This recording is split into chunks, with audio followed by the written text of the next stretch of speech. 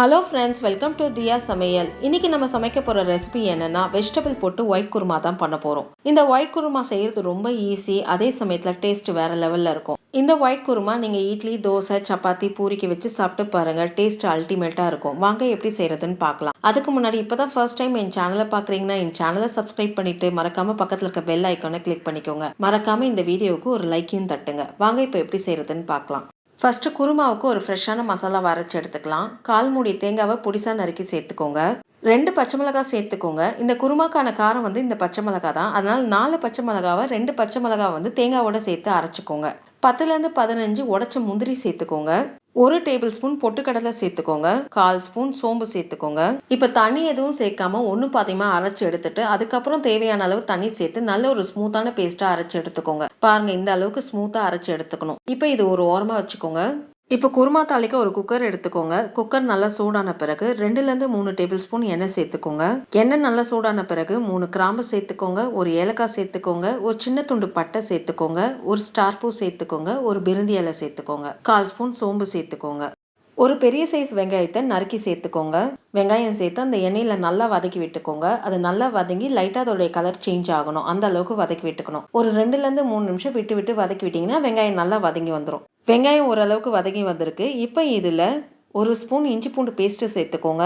2 பச்சை மிளகாய் கீரி சேர்த்துக்கோங்க. ஏற்கனவே 2 பச்சை மிளகாய் நம்ம மசாலாவோட அரைச்சி வச்சுருக்கோம். அதனால் அந்த காரத்துக்கு ஏற்ப நீங்கள் சேர்த்துக்கோங்க. பச்சை மிளகாய் இஞ்சி பூண்டு பேஸ்ட்டை சேர்த்து எல்லாம் ஒன்று சேர நல்லா வதக்கி விட்டுக்கோங்க.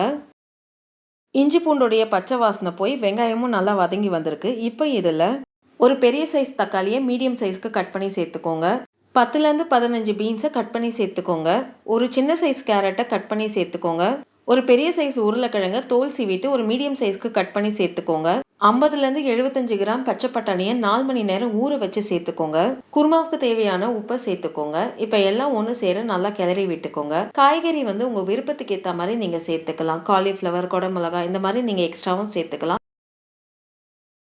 காய்கறி சேர்த்து எல்லாம் ஒன்று சேர நல்லா கிளறி விட்டாச்சு. இப்போ காய்கறி வேகிறதுக்காக 1 கிளாஸ் தண்ணி சேர்த்துக்கோங்க. தண்ணி சேர்த்து ஒன்று சேர நல்லா கிளறி விட்டுக்கோங்க. தண்ணி சேர்த்து நல்லா கிளறி விட்டாச்சு. இப்போ குக்கர் மூடி போட்டு ஒரு விசில் விட்டு எடுத்துக்கோங்க. ஒரு விசில்லே காய் நல்லா வெந்து வந்துடும். ஒரு விசில் ப்ரெஷரும் நல்லா ரிலீஸ் ஆகிடுச்சு. இப்போ குக்கர் மூடியை திறந்து பார்ப்போம். காய் நல்லா வெந்து வந்திருக்கு. இப்போ ஒரு கலரி விட்டு அடுப்பு ஆன் பண்ணி விட்டுக்கோங்க. இப்போ நம்ம அரைச்சி வச்சிருக்க தேங்காய் மசாலாவை இந்த காய்கறியோடு சேர்த்துக்கோங்க. மிக்சி ஜாரில் கொஞ்சமாக தண்ணி சேர்த்து மிக்சி ஜார் அலசி அந்த தண்ணியும் சேர்த்துக்கோங்க. இப்போ மசாலா காய் எல்லாம் ஒன்று சேர நல்லா கிளறி விட்டுக்கோங்க. ஒன்றோட ஒன்று நல்லா பிளெண்ட் ஆகி வரணும். அந்த அளவுக்கு கிளறி விட்டுக்கோங்க. குருமா இப்போ ரொம்ப திக்காக இருக்குது. இன்னும் 3லேருந்து 4 நிமிஷம் கொதிக்க விட போகிறோம். அப்போ இன்னும் ரொம்ப திக்காகிடும். அதனால் அந்த திக்னஸ் அட்ஜஸ்ட் பண்ணுறதுக்கு ஏற்ற மாதிரி நீங்கள் தண்ணியை சேர்த்துக்கோங்க.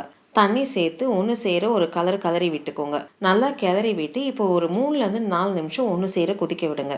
குருமாவை அப்பப்போ கிளறி விட்டுக்கோங்க. இல்லைனா காயெல்லாம் அடி தங்கி தீய ஆரம்பிச்சிடும். அதனால் அப்பப்போ கிளறி விட்டுக்கோங்க. 3லேருந்து 4 நிமிஷம் கொதிக்க விட்டதில் மசாலாவுடைய பச்சை வாசனைலாம் போய் ஒரு நல்ல ஃப்ளேவர் வெளியில் வருது. ஒரு கலரி விட்டு இப்போ கடைசியாக கொஞ்சம் கொத்தமல்லி சேர்த்து ஒரு கலரி விட்டு அடுப்பு ஆஃப் பண்ணிக்கோங்க. நல்ல டேஸ்டான வெஜிடபிள் ஒயிட் குருமா ரெடி ஆயிடுச்சு. இந்த வீடியோ கண்டிப்பாக உங்களுக்கு பிடிச்சிருக்கும்னு நினைக்கிறேன். இது வரைக்கும் என் சேனலை சப்ஸ்கிரைப் பண்ணாதவங்க சப்ஸ்கிரைப் பண்ணிட்டு பக்கத்தில் இருக்க பெல் ஐக்கானை மறக்காமல் கிளிக் பண்ணுங்க. அப்போ தான் நான் போடுற வீடியோ உங்களுக்கு நோட்டிஃபிகேஷனாக வரும். மறக்காமல் இந்த வீடியோவுக்கு ஒரு லைக்கையும் தட்டுங்க. உங்களுடைய ஃபீட்பேக்கை எனக்கு கமெண்ட் செக்ஷனில் போஸ்ட் பண்ணுங்க. நன்றி, வணக்கம்.